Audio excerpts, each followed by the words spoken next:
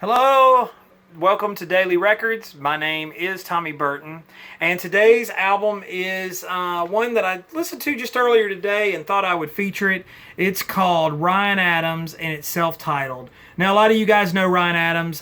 He was in Whiskey Town, and he's released a ton of music.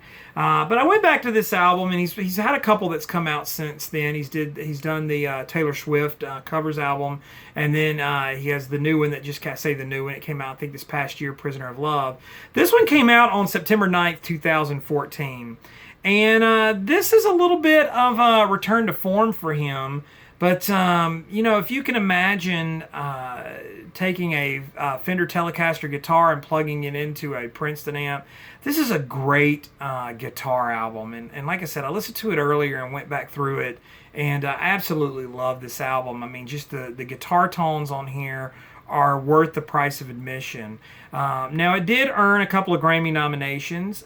He got Best Rock Song for the lead-off track, Give Me Something Good, and Best Rock Album.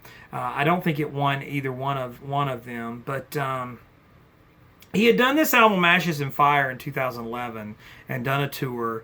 And so he came back into the studio, and he was going to work with Glenn Johns again, who worked with him on Heartbreaker. But it was going to have these sort of, I think, more orchestral type sounds, and he didn't want it to be a strip back. And so he started working on this album, and I think somewhere along the way he had basically said, you know what, I don't want to do the Glenn Johns album, and he just kind of started over and went back to his studio, Pac Sam Studios, with Mike Viola, and he also went with Tal Wilkenfield. And they basically, from what I understand, Ryan had lost his grandmother and spent about $100,000 and just recorded this very natural, organic album.